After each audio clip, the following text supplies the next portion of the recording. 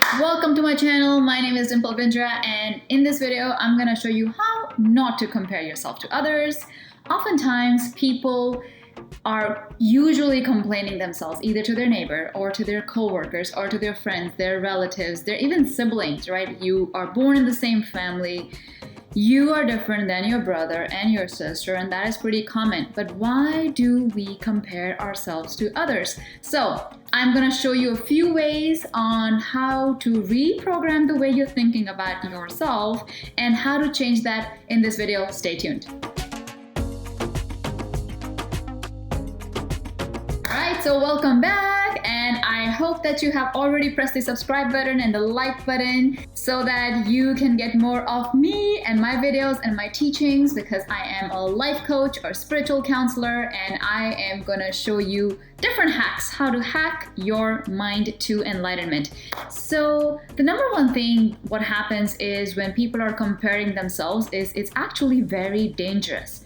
It's dangerous for us to compare ourselves to others because we are usually trying to be someone whom we are not. For example, I always wanted to be Oprah Winfrey. So whenever I would turn on the TV and I would see her show, I'm like, wow, she's so awesome, she's so cool. And I started like making my hair curly and I started talking like her and I did all these crazy things, but I figured I'm not her. And if I'm not her, I cannot be Oprah. Yeah, I can learn certain things about Oprah, bring them into my life, practice them, but I still have to be my own being and my own authentic self. So the first thing you want to do is you want to not compare yourself to others.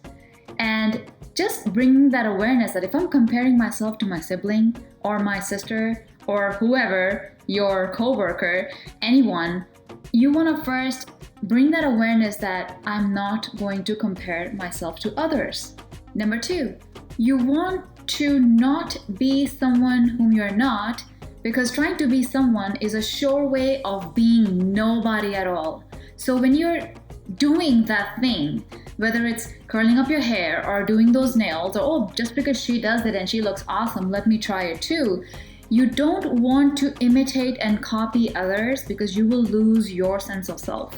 The reason you want to be that one person now, I quoted Oprah or Betty, is because she focused on her skills and you want to focus on your skills. So ask yourself, what am I really good at? And start writing those things down. Whether you're good in crafts or whether you're good in acting or you're good in dancing or you're good in yoga, whatever your skills are, you want to write them down. And then you want to ask yourself, where am I in my life right now? Am I really doing these awesome things that I always have been doing? Or I always loved doing this, but I'm doing something else? For example, you're working at an accounting firm, but you actually love doodling. Okay, this is an example of one of my clients. She works at an accounting firm, but she loves doodling, but she does not find time to doodle. But she knows every time she doodles, she feels awesome. Whenever she's drawing, she feels great, but she doesn't find the time to it. So if you are that one person who is always fantasizing about doing the things you love, but you're doing something else in turn, you are comparing your life to other people's life who are going to have a lot of fun.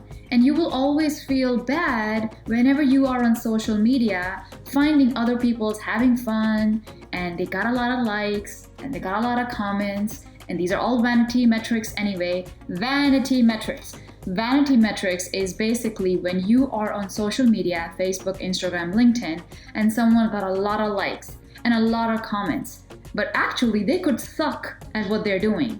In real life, we think they are having an amazing life because we're living in an illusory world. We think just because this person has so many likes and a lot of people are loving them and they're always showing off their new boat and they're always showing off where they're flying, first class, wherever they're going, we always feel they're very happy. But that's not true. Maybe they're also trying to be someone else. But the point here I'm trying to make is if you feel jealous or you feel a little bit of enviness within you, or you feel bad just because you're not that person, or just because he or she has that but you don't have it, what's stopping you? Ask yourself what's stopping you and get to work. So going back to what I was saying is, find out what you love to do. And when you find out what you love to do, for example, doodling, if you love doodling, you gotta spend more time on the doodling and find time in your daily schedule. And I'll be making more on time in my next video, so make sure you stay tuned. Find time to do the things you want to do so that your mind is not going and comparing in all different directions whenever you are wasting your time on social media. Your time will be more focused on your skill set. And if your skill set is to craft, go ahead and hone on your skills. Number 3, you want to focus on how unique you are. Uniqueness is something that is very individual to everybody. We are in a world with 8 million people. 8 million? Did I say million? Sorry. 8 billion people. Hey, I'm very bad with math, okay? So anyway, we are in a world with 8 billion people. And in the 8 billion people, if you came up in this universe and you are trying to be unique, you want to really emphasize on that one skill or the 2 skills that is unique about you. So ask yourself, what is unique about you? For me, the only thing that was unique when I was a kid is when someone else told me, which is my own teacher telling me, wow, you're so good in yoga. No one else told me that before. So I held on to that unique skill set and I made it into my passion. And from there I developed and I focused on, wow, I love doing this. But then as I was doing yoga, I figured I love coaching people and I went into coaching. And then I figured out, wow, I love counseling, and then I started counseling. So I figured my skills along the way.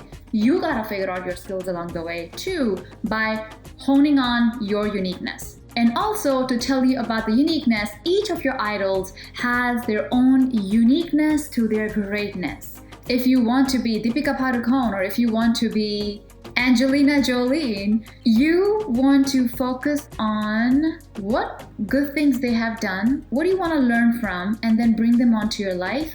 But you want to be your own self and you want to be your own unique, individual, authentic self. Number 4, carve out your own path.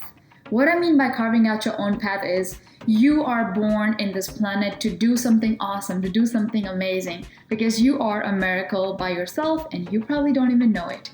So what is your path? What makes you excited about life?